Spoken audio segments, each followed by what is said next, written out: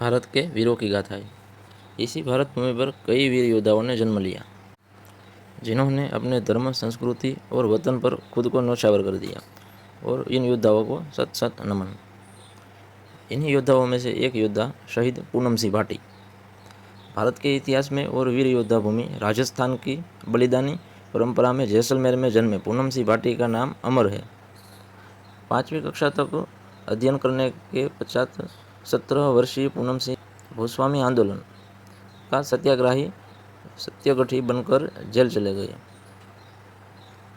3 माह की जेल भुगतने के पश्चात पूनम सिंह नौकरी की तलाश में लग गए और यहाँ अपने ग्राम साथी सुल्तान सिंह भाटी के साथ पुलिस सेवा में भर्ती हो गए।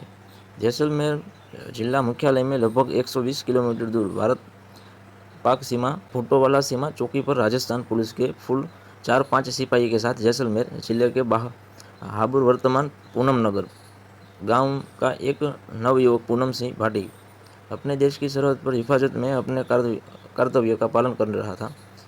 इनके पिताजी का नाम जय सिंह भाटी, मती का नाम धाई कंवर था। 9 सितंबर के दिन अपने गांव हाबुर में कुलदेवी माँ स्वागिया का मेला था। अपनी कुलदेवी के मेले में जाकर आशीर्वाद प्राप्त करने की चाह में 8 सितंबर के दिन अस्त होने से पूर्व ही पूनम सिंह अवकाश लेकर अपने गांव की तरफ निकल पड़ा। उस दौर में आवागमन में के लिए मात्र ऊँट पर ही निर्भर रहना पड़ता था और भुट्टोवाला चौकी से भाटी का गांव लगभग 70 किमी दूर था। अभी भुट्टोवाला से 10 किमी तक का सफ़र तय किया था कि सामने पूनम सिंह के मुंह बोले एक भाई का गोठ रहने का अस्थायी निवास था। अपने मुंह बोले भाई के अनुरोध पर भाटी ने रात वहीं रुकने का निश्चय किया। सोचा रात को यहाँ आराम करने के बाद सुबह गांव की ओर जल्दी निकलेंगे। लेकिन माँ स्वागिया और कुदरत को कुछ और ही मंजूर था।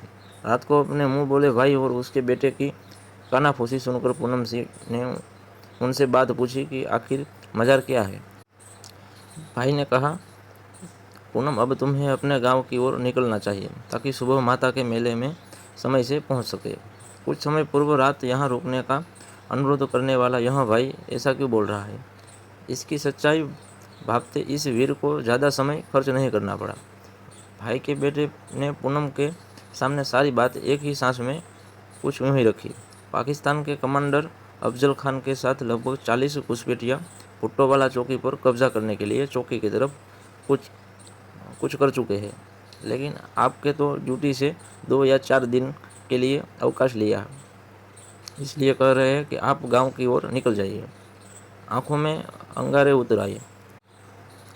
भाटी के एक ही झटके में खड़ा होकर सिंह की मानिद गर्जना की। पूनम सिंह भाटी अगर इस समय अपने कदम पीछे की ओर बढ़ाता है तो यह जैसान का अपमान होगा, मेरी जन्मदात्री का अपमान होगा, भाटियों के उस विरध उत्तर भंड किवाड़ भाटी का अपमान होगा, भाटी वंश के उन तमाम वीरों का जिन्होंने जैसान रक्षा हेतु केशियर किया था।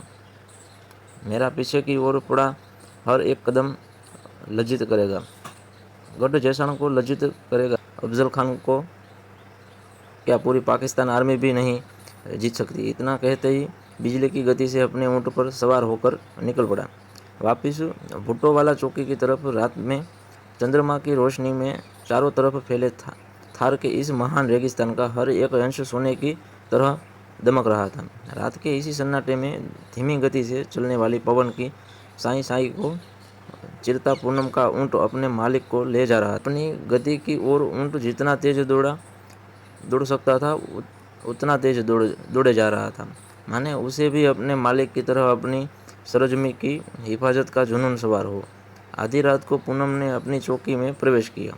वहाँ बैठे हवलदार गुमान सिंह रावलोद के साथ अन्य सिपाही पूनम के चेहरे को पढ़ने की कोशिश कर रहे थे कि आखिर हुआ क्या है, इतनी जल्दी यहाँ वापस क्यों आ गया। इनके हर एक सवाल का जवाब पूनम के पास में रखी बंदूक उठाकर दिया। इस समय पूनम का बंदूक संभालना उन वीरों को यह समझाने के लिए काफ़ी था कि हमला किसी भी वक्त हो सकता है। अभी समय ज़्यादा नहीं हुआ कि चंद्रमा की रोशनी में पूनम ने लगभग 35-40 इंसान परछाइयों को चौकी की तरफ आते देखा। तब तक साथी भी समझ चुके थे कि चौकी को चारों ओर से दुश्मनों ने घेर लिया।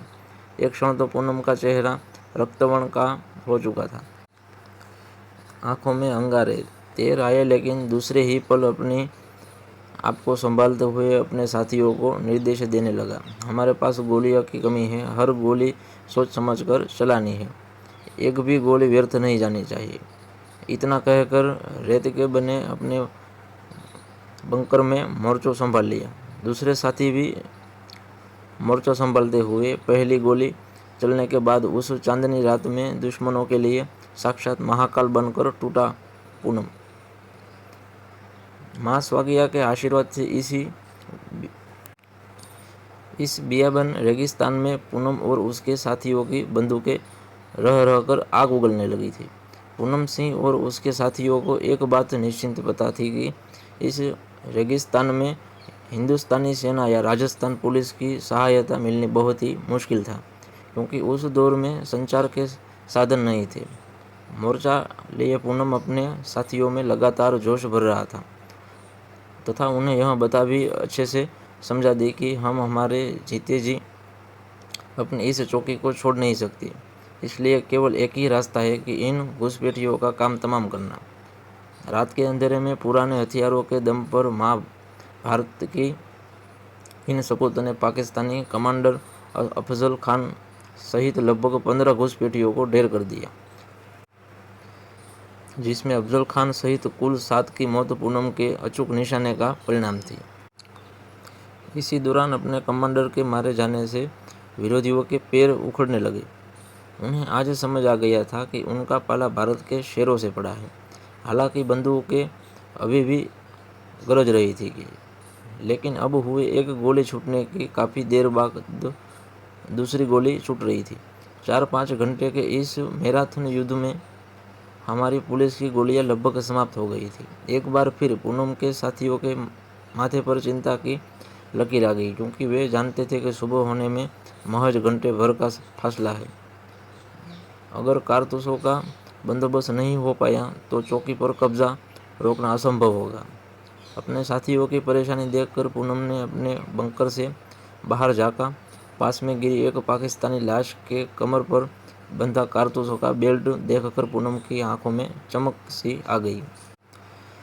लेकिन यहाँ तक पहुँचना मुश्किल था, क्योंकि उसके ठीक पीछे बाकी के पाकिस्तानी रेत की आंड में बैठे थे। लेकिन भाटी निश्चय कर चुका था कि उसने रेंग कर किसी तरह उस बेल्ट को पाने में सफलता प्राप्त की। अब एक बार फिर बाजी भारतीय शेरों के हाथ में थी। पाकिस्तानियों के पीछे हटते ही कदमों को देखकर पूरे जोश के साथ फायरिंग हो रही थी कि तभी दुर्भाग्य से दुश्मन की बंदूक से निकली एक गोली पूनम के ललाट में घस गई। पूनम के साथियों के सामने यह भयंकर दृश्य था, लेकिन पूनम के चेहरे पर चिर परिचित मुस्कान समय मानो अपनी आम रफ्तार से कुछ तेज दौड़ रहा था। साथियों की आंखों में आंसू की बाढ़ थी आने लगी। पूनम का हर एक साथी उसे मानो यह बताना चाह रहा हो कि देखो तुम्हारी बंदूक का कमाल, दुश्मन पीठ दिखाकर भाग रहे हैं। लेकिन नियति को कुछ और ही मंजूर था। सुबह की लालिमा से रेत फिर जगमगा रही थी, लेकिन उसी समय जैसलमेर की धरा का एक सपूत चिर निंद्रा के आगोश में समा चुका था। पूनम ने फिर इस राजस्थान भूमि का नाम रोशन कर दिया, जिसके बारे में रेगिस्तान की भूमि वीर सपूतों की भूमि है। कुछ समय बाद साधना में पूनम सिंह के शहीद होने की सूचना पहुंची। गांव वालों और पुलिस वालों के सहयोग से भाटी के पार्थिव शरीर को पहले साधना गांव लाया गया। दूसरी ओर हाबुर गांव में कुलदेवी के मेले की तैयारी चल रही थी। बच्चे, बूढ़े, महिला और युवा माँ स्वागिया की पूजा हेतु तैयार होकर जाने ही वाले थे कि पूनम के शहीद होने की खबर आ गई। पूरे गांव में आग की तरह फैल रही यह खबर का बूढ़ा क्या जवान, हर एक ग्रामीण की छाती गर्व से फूल हुई थी। पूनम के घर में सिसकिया के साथ परिजनों का ढाढ़स बंधाया जा रहा था। ग्रामीण जोश में एक दूसरे को गर्व से बता रहे थे कि पूरी रात डटा रहा अपना पूनम अपने मोर्चों पर और पाकिस्तानियों को भगा कर ही सांस छोड़ी। उस दिन शहीद का पार्थिव शरीर जैसलमेर शहर लाया गया, जहां आम जनता अपने इस हीरो को अंतिम बार नज़र भर कर देख रही थी। हर कहीं से एक ही आवाज़ आ रही थी कि आज फिर जैसलमेर के एक बहादुर सिपाही ने अपने सदस्य साहस से अपने कुल, अपने परिवार, अपने वंश की बलिदान परंपरा को रखते हेतु अपनी भारत माँ के चरणों में अपना सर्वस्व न्यौछावर कर दिया। धन्य है हाबुड़ की वो परम धरा, जहाँ ऐसे सपूत ने जन्म लिया। धन्य है वो माँ जिसने पूनम जैसे वीर को जन्म दिया। धन्य है वो पिता जिसने अपने बेटे में मातृभूमि के लिए मर मिटने का संस्कार डाले। इन सब के साथ धन्य हुआ भुट्टोवाला का वो रेगिस्तान, जहाँ इस बहादुर के रक्त की बूंदें गिरी। मरणोपरांत शहीदों को राष्ट्रपति पदक से सम्मानित किया गया तथा शहीद पूनम सिंह के नाम से उनके गांव का नाम बदलकर पूनम नगर किया गया। जैसलमेर शहर में शहीद पूनम सिंह स्टेडियम का निर्माण भी करवाया गया। शहीद पूनम सिंह बलिदान दिवस समिति के संयोजन ठाकुर लक्ष्मी पूनम नगर के प्रवासों से शहीद के बलिदान दिवस अब प्रत्येक वर्ष 9 सितंबर को जैसलमेर जिला मुख्यालय एवं भाटी के प्रेरूल गांव में मनाए जाते हैं तथा पुरानी भुट्टोवाला सीमा चौकी रामगढ़ से 50 किमी भर भाटी की छतरी पर पूजा अर्चना की जाती है। ऐसे ही थे भारत के वीर योद्धा शहीद पूनम सिंह भाटी, जिनको आज भी हम याद कर। ये है भारत के वीरों की गाथा है। अमर रहे भारत के सभी वीर।